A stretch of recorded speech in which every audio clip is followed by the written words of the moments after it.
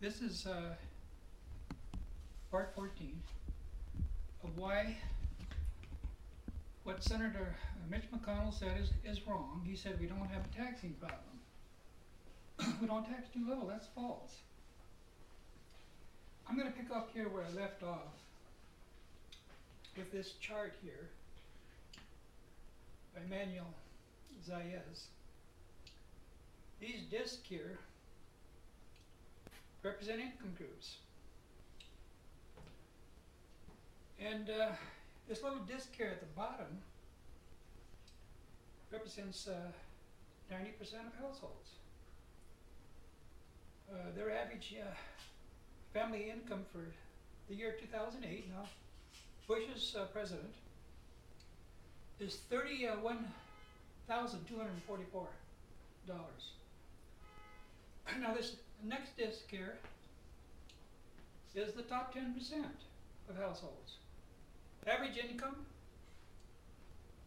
$164,647. The next larger disc here is the top 1%. Average family income, $1,137,684. Okay, this larger disc here, that's the top 1/10 of 1%. Average income for the family, $3,238,386. Now we're going to go to this yellow disc here, the large one here, and that's the top 1/100 of 1%.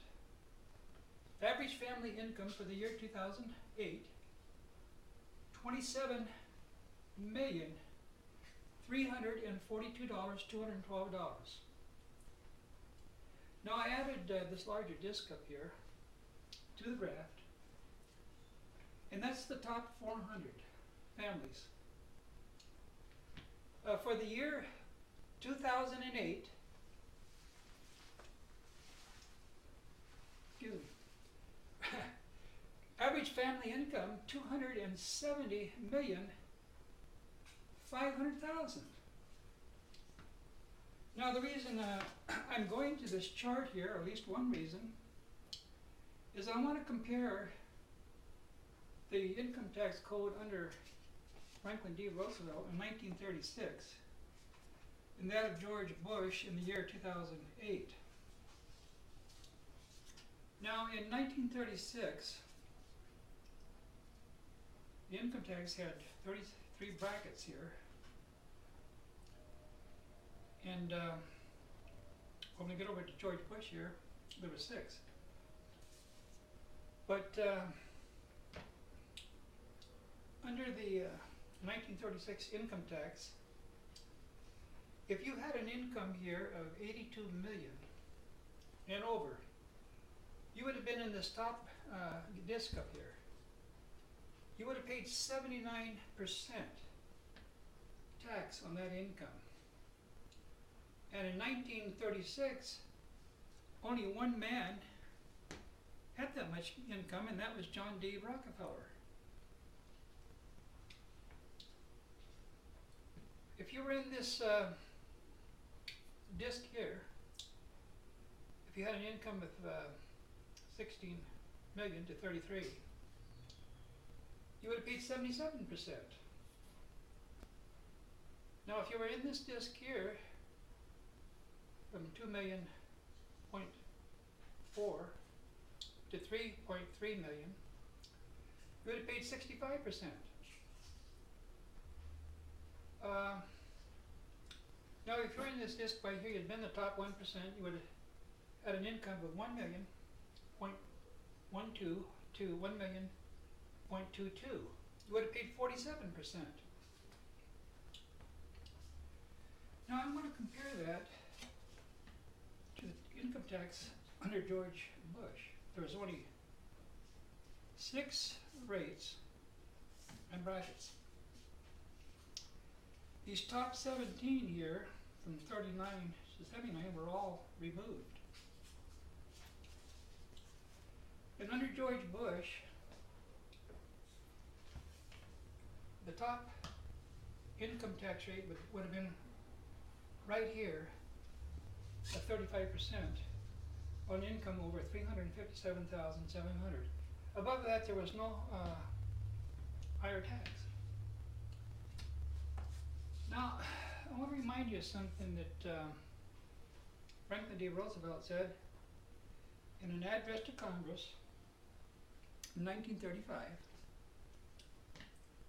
He said the governing principle of taxation, or the fair principle of taxation, was based on benefit and ability to pay. And he said that income was that measurement. And that is the basis for the graduating income tax here. In 1936, there was 33 brackets from 4 all the way to 79. Well, we don't have that principle of taxation governing today or under George Bush, because as your benefit increases here and your ability to pay, you pay less tax. And that's not a fair principle of taxation. In 2008, the top 400 here had an income of 270 million, 500,000, and they paid 18.1%. Now, let's go to this chart over here. And by the way, the source is the Congressional Budget Office, and it's IRS Statistics of Income. Total effective federal tax rate by income for 2007. Now you can see here, this is now under George Bush. It was progressive here at the bottom. Very, very progressive. There was an increase here of income of 0 to 34,300. They paid an average tax here of 6.7. But now the income here eases just slightly to 34,300 to 50,000. And guess what? There's a huge increase in the effective tax rate to 13.5. That's an increase of 6.8. Very progressive here at the bottom. But when you get up here to 102,900 to 141,900, the tax rates peak out. It doesn't go any higher. It's 71%. It's 21%. But here's the thing. Now these people with a higher income here, 352,500 and above, they paid a lower tax, 20.7. But here's where it gets really bad. The top 400 in 2007 had an average income of 345 million and paid only 16.6%. Now that's lower than those here with an income of 74,700 to 102,900. They paid 20.8%. So the tax code under George Bush was very progressive here at the bottom, and then as your income gets higher, it becomes regressive. That's not the governing principle of taxation. As your income goes up, your tax rate goes down. Now, did you know that we have an alternative minimum tax? And it's supposed to be 28% if you have an income of 175,000 or more. Then why is it that the top 400 here have an income of 345 million average and pay only 16.6%? Well, the U.S. Congress is very clever.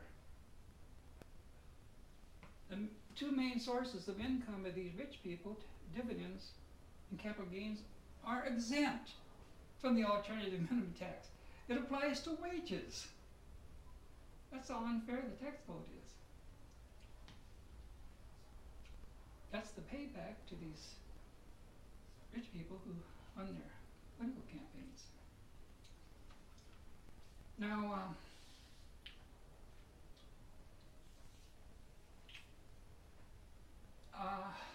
you can see here, this chart right here shows how the reduction of the dividend tax here from 81 all the way down to 15, and the reduction of the capital gains tax from 25 to 15. But those are two reductions on the main sources of income here of the top 1% and the top 1/10 of 1%. Okay,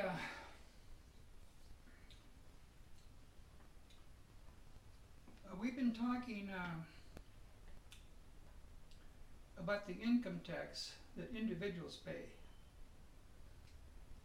If you look at this chart right here, that is the government's biggest source of income, or revenue. It's 46%. Well, the next biggest source of tax revenue for the government is the Social Security payroll tax. But I want to make a distinction here between those two taxes. Revenue from the income tax goes into the U.S. Treasury. That pays for government expenses, defense, education, all those things that we have, but not the Social Security payroll tax. That goes into the Social Security Trust Fund. That is repaid to workers in the form of a pension and medical care when they retire. The government administrates that program, but it could be administrated by the private sector. If you paid premiums to private companies, that wouldn't be considered a tax. Now, but since it's administered by the federal government, it is a tax. But it is a tax that goes into a trust fund. It's held in trust until workers retire or reach a certain age, and then it's given back to them. Now, the next, or the third largest source of revenue for the federal government is the corporate profit tax, or income tax here.